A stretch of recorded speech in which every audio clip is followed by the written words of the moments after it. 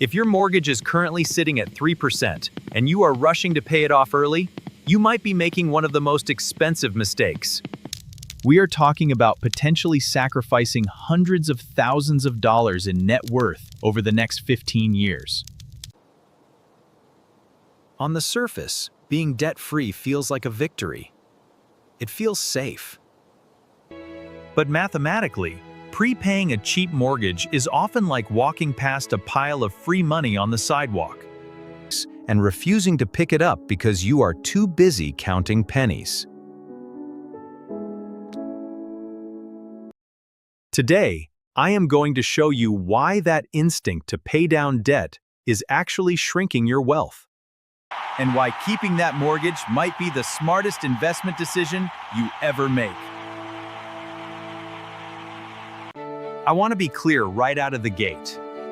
This isn't about ignoring debt or being irresponsible. It is about understanding the difference between good leverage and bad liabilities. We are going to run the hard numbers on a 15-year timeline, comparing guaranteed savings of prepaying against expected market returns. We will look at liquidity, inflation, and the massive opportunity cost of burying your cash in drywall. Before we dive into the spreadsheets, if you appreciate deep dives that prioritize math over emotional comfort, do me a favor and subscribe. It is the best return on investment you will get for your time today. Now, let's look at why your house is not a savings account. Let's start with the most common argument for paying off your home. You have probably heard financial gurus say that paying off debt is a guaranteed return.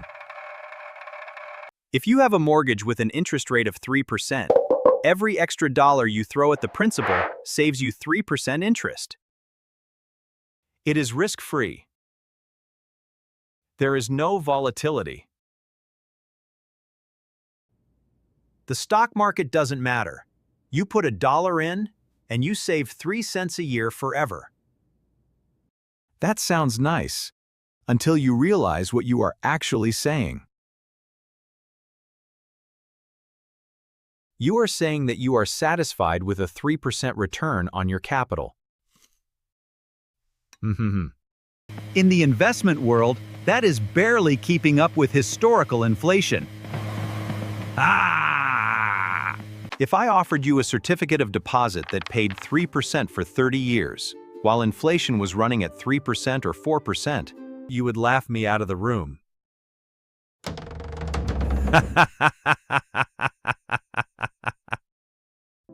Yet, when we wrap that same math in the emotional blanket of a mortgage, we suddenly treat it like a winning strategy. This concept is called the hurdle rate.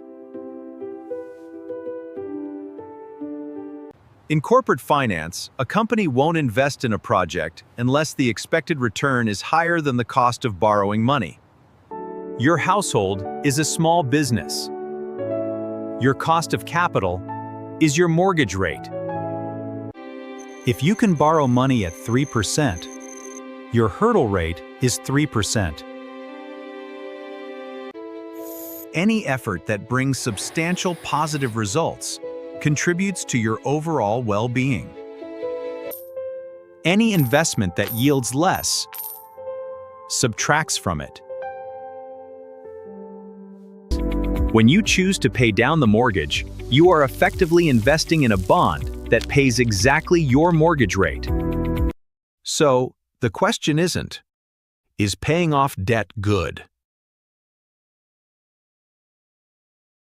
The question is a 3% return acceptable for my long-term capital? If you have a long time horizon, say 10 or 15 years, accepting a 3% ceiling on your money is essentially accepting that you will not grow your purchasing power. You are staying stagnant while the world gets more expensive around you. It actually gets a little worse when you factor in taxes.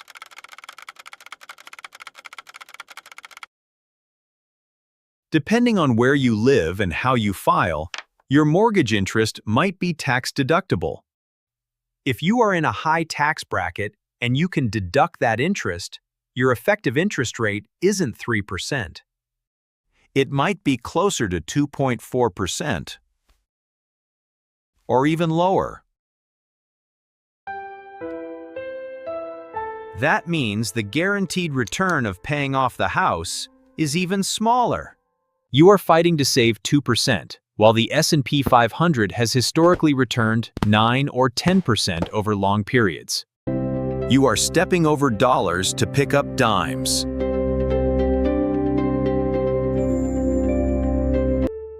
Even if you don't itemize deductions, the comparison stands. You are locking up liquid cash to eliminate a cost that is historically incredibly cheap. This is the cheapest money you will ever borrow in your life. And rushing to give it back to the bank is doing them a favor, not you. Think about it from the bank's perspective for a second. If you have a loan with them at 3% and current mortgage rates are sitting at 7%, the bank hates your loan. They are losing money on you every single day. They are stuck holding an asset, paying them 3%, when they could be lending that same money to your neighbor at 7% or 8%. When you send in an extra payment, the bank is thrilled.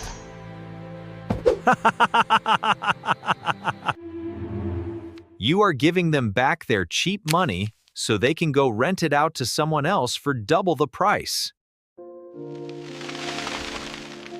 You aren't sticking it to the man by paying off your low-rate mortgage early.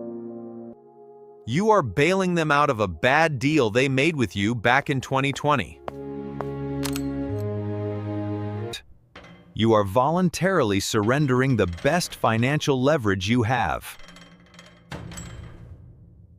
Now you might be thinking, Tom, I don't care about the bank, but I just want the security of owning my home. And I get that. But there is a silent thief in this equation that we haven't talked about yet. Most people ignore it, and it ends up costing them half their wealth. If you think paying off the mortgage is safe, wait until you see what inflation does to your equity. It turns out, owing money is actually a hedge against inflation, and paying it off destroys that protection. Let me explain how having debt actually makes you richer when the dollar gets weaker. Here is the magic of a fixed-rate mortgage. Your payment is frozen in time. If your mortgage payment is $2,000 a month today, it will still be $2,000 a month in 15 years. But think about what $2,000 will be worth in 15 years. Because of inflation, the purchasing power of that money drops every year. In a decade, $2,000 might feel like what $1,500 feels like today. Your wages will likely rise over time to match inflation, but your debt payment stays flat. This means that in real terms, your mortgage gets cheaper every single year without you doing anything. You are paying back the bank with cheaper, depreciated dollars. If you pay the loan off early, you are using today's valuable dollars to eliminate a debt that would have become negligible on its own. Let's put a number on this.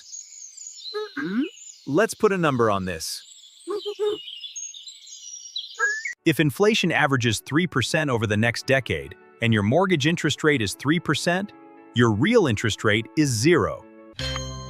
The bank is making no real money off you. You are essentially borrowing money for free.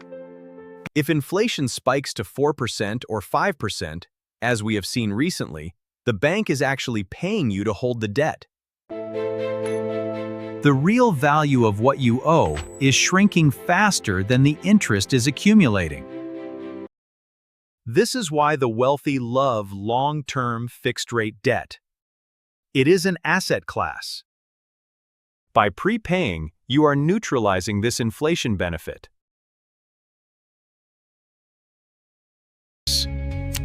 You are taking cash that could be growing with inflation in the stock market or real estate, and using it to destroy a liability that inflation was already destroying for you. It is redundant work. We need to look at the real return. That is the return after inflation. Monovator, a great financial blog, puts this clearly. If you invest in the total stock market, you might expect a nominal return of 8 or 9%. Adjust for 3% inflation, and your real return is maybe 5 or 6%. That is real wealth generation.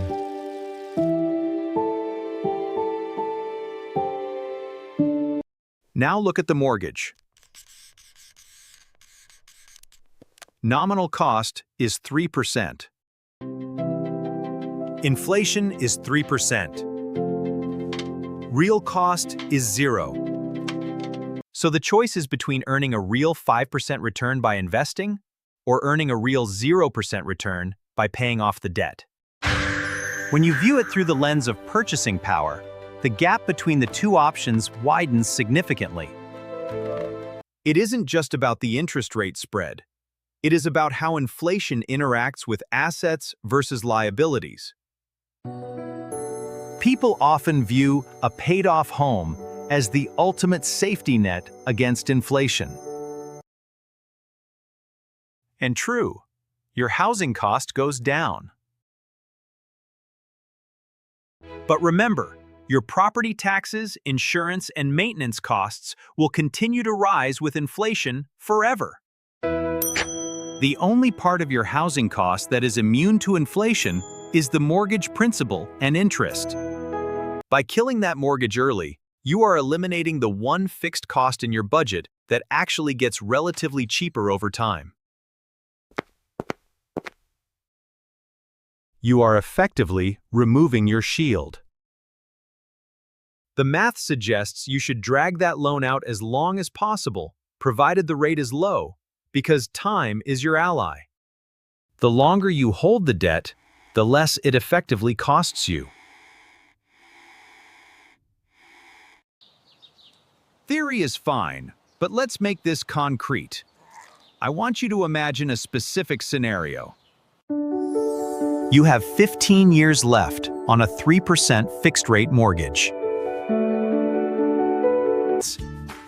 You also have an extra $1,000 a month of disposable income. You are standing at a fork in the road. Path A is the Dave Ramsey route. You throw that extra $1,000 at the principal to be debt-free faster. Path B is the investing route. You pay the minimum on the mortgage and put that $1,000 into a low-cost S&P 500 index fund. We are going to assume an 8% average return for the market, which is below the historical average but reasonable for planning.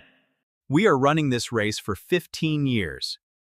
Both paths require the same amount of cash flow discipline. The only difference is where the money goes.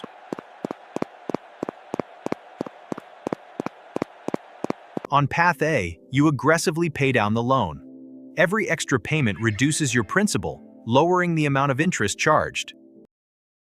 It is satisfying. You see the balance drop. Depending on the size of your loan, you might knock 5, 6, or 7 years off the term. Let's say at year 12 you are completely mortgage-free. You throw a party, you burn the mortgage papers. For the remaining 3 years of our 15-year window, you take the money you were spending on the mortgage, plus that extra $1,000, and finally start investing it.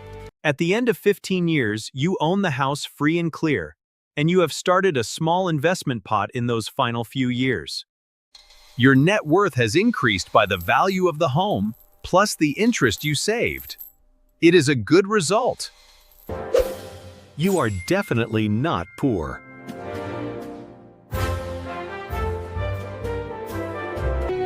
Now look at path B. You ignore the principal. You let the mortgage run its natural course. Instead, you automate that $1,000 into the market every month. Compounding starts working immediately.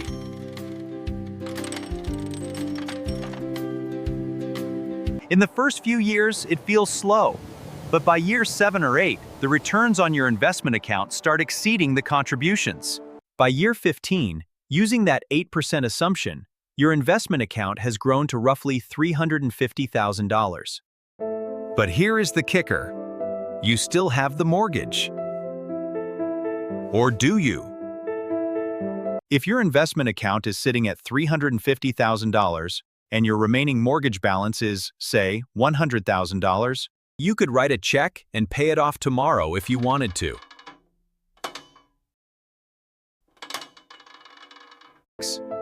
You are effectively debt-free because you have the liquidity to delete the debt at any moment.